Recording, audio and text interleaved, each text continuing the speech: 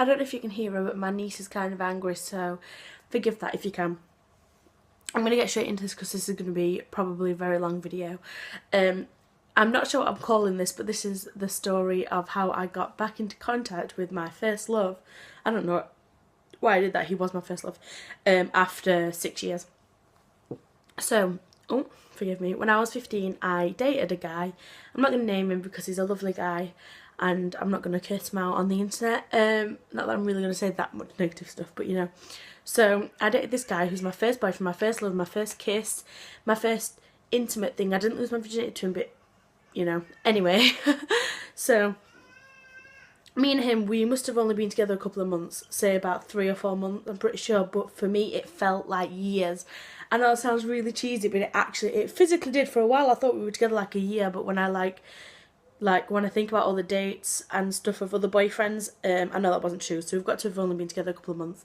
But so he was like I said, he was the first boy that ever was really that into me, my first kiss and all this. So it's safe to say I fell head over heels for him. He was my first love, and I will always to this day say that he was my first love. And he was a love that for years and years and years I could never like fully get over, and I told 99% of my exes that if he was ever to come back into my life and ask me to run away with him, I would.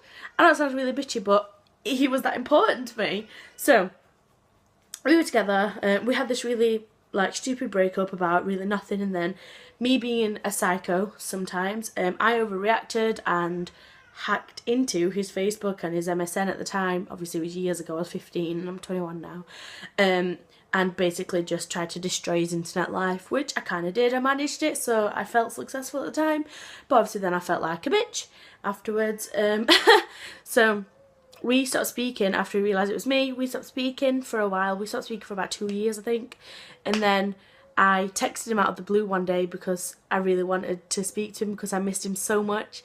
So I texted him and he replied, and then we spoke on the phone for a little bit, and then he was just like, okay, yeah, Kayleigh, we can meet up and we can have this closure, because I never got closure, and that's just, I can't deal with things when I don't get closure. So we met up.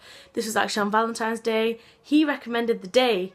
I'm not sure if he knew it was Valentine's Day at this point, but at the time I was like, oh my god, he wants to meet up with me on Valentine's Day. This is like going to be a romantic thing. He's going to forgive me. We're going to get back together. This is going to be great. We didn't get back together. We basically stood there really awkwardly, and he was just like, what do you have to say? And I was like, well, I've already told you, because we had in-depth conversations, and then I apologised some more about being a bitch, and then I was just like, listen, I'm literally so in love with you and all this, and I was like, well, what are you going to say? And he's like, I've got nothing to say. And I was like, why did you even come then if you had nothing to say? And he was like, I don't know. And then he walked off, and I was like, well, it wasn't like that. I was actually crying. That was literally the most terrible Valentine's Day I will ever have. I will gladly be single for the rest of the Valentine's Days and the rest of my life. It will not be as worse as that, regardless. That literally broke my heart. So anyway, so for a while, you know, I got over that. Well, I didn't get over it, but you know, so that happened.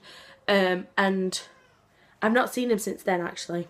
So last year, I decided, when I became really good friends with my friend Chloe, I decided that I'd tell her about Connor, and we discussed it, and I was just like, look, I can't get him out of my head. This has been 6 years now, and I can't get him out of my head. Like, what do I do? Like, I really want to contact him. I really need to speak to him. I didn't have his number at this point. Obviously, I didn't have his email address. I don't think he has Facebook.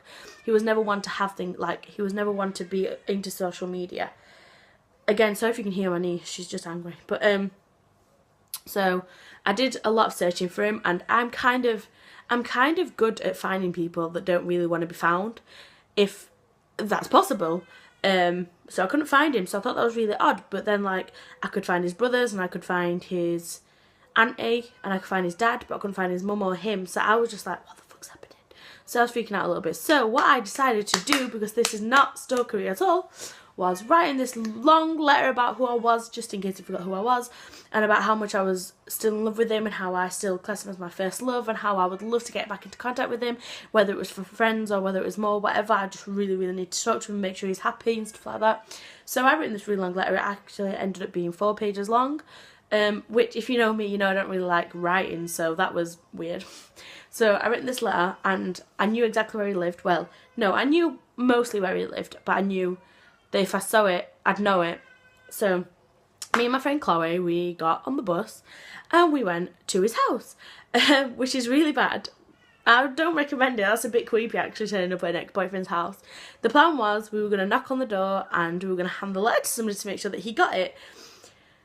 What we did was we stood there. Well, no, correction. What we did was when we got outside his house, across the road, I started to have a panic attack, which was terrible. But then I started looking for the letter and I couldn't find it. So I knew for a fact I put the letter on the pram because I took Splodge with me. I knew for a fact I put the letter on the pram before I left. I guess it must have fallen off halfway through, whatever. It was kind of a distance, it's like 2 buses away from me. But yeah, so then the letter went, so I like panicked and then quickly just ripped out a piece of paper from my daughter's book and just writ, basically it was me, I'm his ex. If you want to get into contact, here's my email and my phone number. And I know it's a bit odd that you put your email there, but I did that because I know that that was his favourite form of communication. He didn't really like to text or call. He didn't really have a good phone when we were together, and I kind of sensed that he was still like that. I just didn't think he changed at all, and I was correct. So I did that, posted it through his letterbox, and then we were on our way back home. And because I'd not heard anything, well, actually, to be fair, I didn't really expect to, but we knew somebody was in the house, so I was just kind of like, okay, because we knocked on the door, they didn't reply, they didn't answer, but we knew somebody was in the house because we saw lights and we saw people moving. And I know where his bedroom is from where I was standing. I could see that he was in there. But anyway, I know this is going to be longer than you expected it to be. I knew it was going to be long. So yeah. So, where was I? Yeah, so we were on our way back home and I was like, because I kept seeing his brothers on Facebook and I really wanted to message them, but I knew one of them hated me. And I knew one of them was just kind of really about me because I'm his brother's ex-girlfriend. His brother's first and last girlfriend. That's only what I only just found that out. But anyway, so I was his brother's first girlfriend. I broke his heart, all this. So I understand why, they didn't really like me. But anywho, so I finally broke and I messaged him just to make sure that somebody got the letter. And his reply was, actually I messaged both of them, they're twins. Messaged one of them. This is what Connor called the angry twin. He was just like, why are you even messaging me? And I was just like, okay. So I messaged the other one, and the other one was just like, no, I just explained to both of them. I sent the same message to both of them, and I was just basically like, I put a letter through your letterbox. I just wanted to let you know that I'd done that in case you actually didn't live there anymore and in case it was somebody else or whatever. I just wanted to make sure that you guys still lived there and that maybe somebody got my letter. And then he was just like, what if my brother lives here? And I was just like, I was just making sure you got my letter. Like, I'm sorry for bothering you. And he was like, yeah, he got it. And I was like, okay, thank you. And then that was the end of the conversation. Because I didn't want to bother them. Like, I wasn't here to be a bitch. So yeah, I made sure that they got my letter, and he did. So I was just like, okay. And then I wasn't looking, actually, to say that I gave him my email address, I didn't even look to see if he'd emailed me. The reason why you know that is because I checked my emails a few hours later. This was like, say about 5 o'clock I sent the thing through the letterbox, and then about 8 o'clock I checked my emails to find out that at 6 o'clock I had received an email, but they don't always refresh straight away until I go onto the actual email app on my phone. So he did message me, and I was at first like, is this really Connor though? And then I was like, I told you his name. Anyway, yeah, his name's Connor. Damn it! Oh, I nearly got through 9 minutes of not telling you his name. Anyway, so yeah, is this really Connor though? And he was like, yeah, it was, and I just recognised his email address, to be fair. So I was like, okay, fair enough. And then we had these long, in-depth conversations via email. I still actually have the emails, I'm pretty sure. But so I was just like, you have to listen to me. I'm not asking, like, I'm not trying to ask for anything off you. I just wanted you to know that if after 6 years you're still on my mind, then there's something there for me. I feel like there's something more than just missing you as a friend and things like that. And I'm just like, honestly, Connor, I'm in love with you, and I'm not sure that's ever going to change. I was wrong, but I'm not sure that's ever going to change. I'm always going to love you and all this. And then he was just like, you my first girlfriend and you've been my only girlfriend. Yeah, he was like, you're my first girlfriend and you've been my only girlfriend. I've not been on any dates with anybody. He's just like, you're so, like, from what I remember, you're like the most beautiful person. wow, I'm getting upset. He was like, "You're the most beautiful person ever, and I genuinely hope like the best for you." This was like through loads and loads of emails. There's got to have been like 20 emails between us at least, and there were massive paragraphs. And he's just like, basically in the end, I explained that I had a daughter and everything, and he was just like, as much as you are still very important to me, me and you, we just can't be together. I do still love you, but we can't be together because our lives are in complete different places. Like, because when we were together, he was 17, I was 15. When we were together, he was one of those really quiet people that just really didn't go out, didn't drink, didn't do anything. Obviously, it wasn't legal to drink, but, you know, didn't do anything. Like I said, didn't hang out with girls and stuff like that. So now he's 23, I think. He's just starting to do things like that. He's just starting to go out to gigs and club and stuff like that. And he basically just didn't want me and a child to stop him from doing that, which I completely understand. I've never once like tried to push my child onto anybody, and I also never once told him that I wanted to be in a relationship with him. It's true, obviously I do, but that's not what I wanted him to message me for.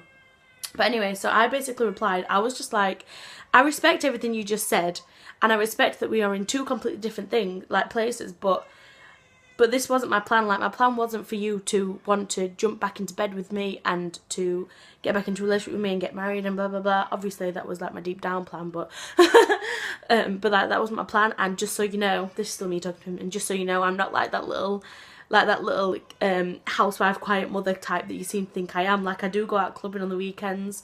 I do go out with my friends. I do sometimes have baby free time. It's just, obviously, most of the time I am with her. And like I've always said, I didn't say this to him, but like I've always said, I'm letting you guys know, I will never, ever, ever force my child upon somebody if they don't want to be in a relationship with me because I've got a child. That's their decision. That's them, not me. Like, if you don't want to be around a child, then that's fine. You know, just let me know and I'll back off, basically. So he was just basically like, I understand.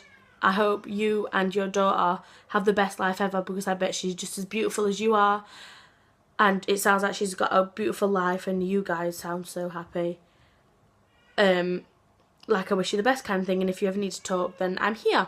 And then I was like, okay, fair enough. And then he kind of proved that he wasn't always there at all, because a few days later, this was around Christmas time, this is like in December, a few weeks later, I messaged him and I was just like, if I don't speak to you before, Merry Christmas to you and your family, and he never replied. I never got a reply from him. But the moral to this really long story is, I did get closure. Like, after all these years, I needed him. I think I needed our lives to be in different situations so that he could then tell me, it's not that I don't want to be with you, it's that I just can't. Like, our lives just don't match anymore, and that, like I said, that's completely fine. It is completely fine that our lives don't match anymore. I'm genuinely so happy that he's happy doing what he's doing and I'm happy doing what I'm doing. I've got a new boyfriend now anyway, but, you know, like, I needed that closure from him, knowing that he did still love me, I think, but like I said, we just couldn't be together. But I needed that from him for me to be able to fully move on, because now if my boyfriend asked if I'd run away with him if he came to my door, I'd say no. If Connor knocked on my door now and was like, let's run away together, I'd be like, sorry, you had your chance last year, you had your chance and you said no. So I guess every cloud has a silver lining, right? It took me 6 years to get over my first boyfriend. If you think you are going through a tough breakup right now, just think of that and it'll make you feel better. Anyway, I've got to go sort out the screaming baby. Thanks for watching. If you didn't, then you haven't seen this footage anyway, so that was a bit pointless. See you soon. Bye.